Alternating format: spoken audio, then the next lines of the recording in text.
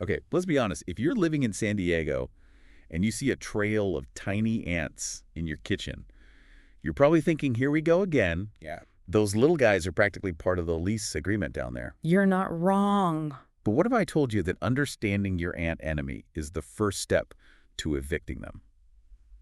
We've got a pest control guide specifically for San Diego, and trust me, this isn't your generic ant advice.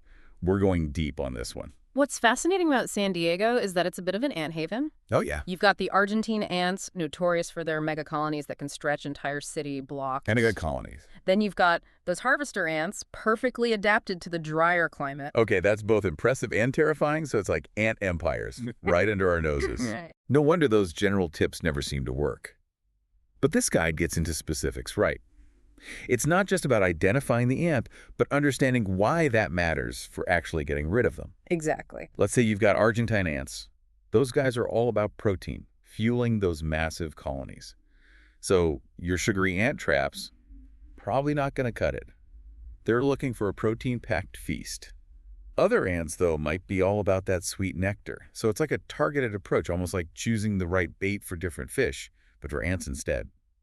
This is making me rethink my entire ant strategy. But how do we even know which ant we've got? I mean, they're all pretty tiny to my eyes. That's where the detective work comes in, and this guide is full of clues. Okay, I'm ready. Give me the clues. Are they forming those super organized trails? Like a little ant highway? That's a classic sign of Argentine ants. They're master communicators, leaving pheromone trails to guide their buddies to the best food sources. Wait, so they're basically leaving chemical messages for each other, like a tiny ant internet. That's kind of cool, and also explains why simply wiping up a spill never seems to deter them. Exactly. You're not just cleaning up crumbs, you're disrupting their communication network. And speaking of communication, the type of food they're after can be a dead giveaway too. If it's greasy or oily, you might be dealing with odorous house ants. They love that stuff. But if it's something sweet, like spilled soda, you might be looking at another culprit altogether. It's like those ants took know your enemy to a whole new level. Okay, so we've got our ant detective hats on. We're observing their trails, their food preferences. What other clues does this guide say to look for? Well, have you noticed any piles of sawdust-like material? Like little wood shavings. That could be a sign of carpenter ants. They don't actually eat wood, but they excavate it to build their nests. So if you're seeing that, it might be time to check for any wood damage around your home, especially damp or decaying areas. Carpenter ants. Okay. Now, those sound like bad news. So we're talking potential property damage, not just a few crumbs on the counter. This is serious stuff. But let's say we've identified our ant nemesis. What does the guide recommend for actually getting rid of them? That's where things get really interesting. Oh, good. Remember those pheromone trails we talked about? The guide emphasizes that simply squashing ants isn't enough. Just like, You need to wipe down those trails with soapy water, even vinegar, anything to disrupt those chemical messages. so we're talking psychological warfare, not just brute force. I'm starting to think these ants are way more sophisticated than I gave them credit for. They're masters of adaptation, that's for sure. Wow. And that's why this guide emphasizes a multi-pronged approach. Okay. It's not just about killing the ants you see, it's about making your home completely unappealing to them. Okay, so how do we do that? Besides keeping things spotless, which, let's be honest, is a challenge in itself, are there other strategies this guide recommends? Absolutely. Yeah. Remember how we talked about identifying their food preferences? Well, the guide suggests using that knowledge to your advantage by strategically placing baits. Right?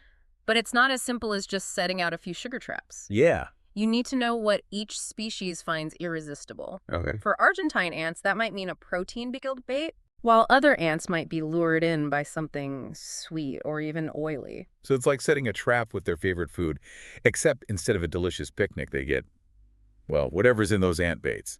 Not exactly a 5-star meal. Exactly. Right. And while baits are great for those foraging ants, the guide also stresses the importance of sealing up those tiny entry points. Oh, yeah, right? Think cracks around windows and doors, gaps under baseboards, even those tiny openings where utility lines enter your home. Right. Ants can squeeze through the smallest of spaces. It's like they have a superpower for finding those weak points, right? I swear I once found an ant trail going through a crack in my electrical outlet. It's all about persistence with them. Yeah. But the guide reminds us that sealing isn't a one-time thing.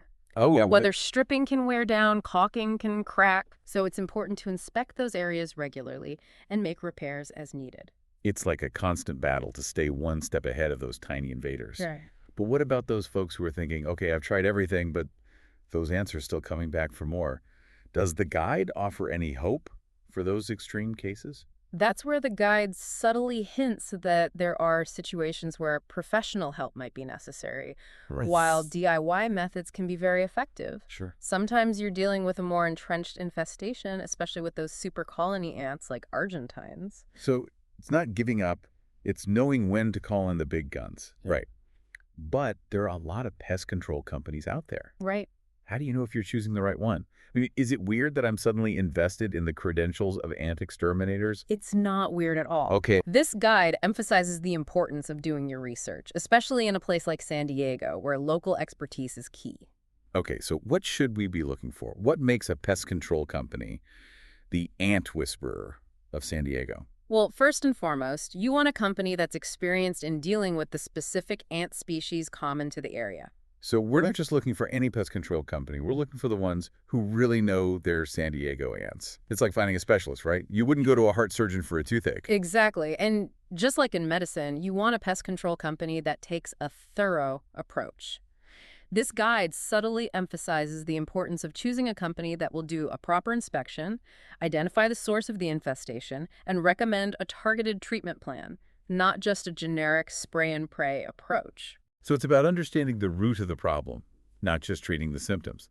This is way more holistic than I ever imagined ant control could be. And a good company will also take into account your specific needs and concerns. Okay. Do you have pets? Kids? Right. Are you looking for eco-friendly solutions? These are all things that a reputable company will factor into their recommendations. It's like they're saying, we're not just here to eradicate ants, we're here to help you coexist peacefully with the local ecosystem. Okay, that might be a slight exaggeration, but I appreciate the sentiment. And speaking of coexistence, this guide reminds us that prevention is always the best strategy. Okay, so give me the rundown. What are some preventative measures we can take to avoid those ant invasions in the first place? Well, we've talked about keeping things clean, sealing up entry points, and being mindful of landscaping. But another crucial aspect is understanding the ant life cycle. Did you know that ants are actually more likely to invade during certain times of the year?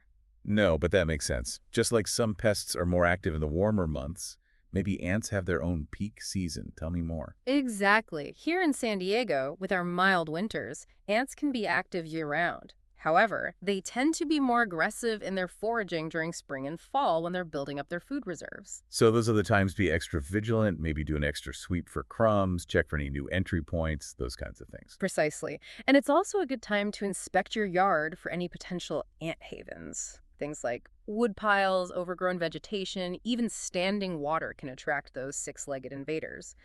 It's like we're waging a year-round campaign, but those spring and fall months are when we really need to be on high alert.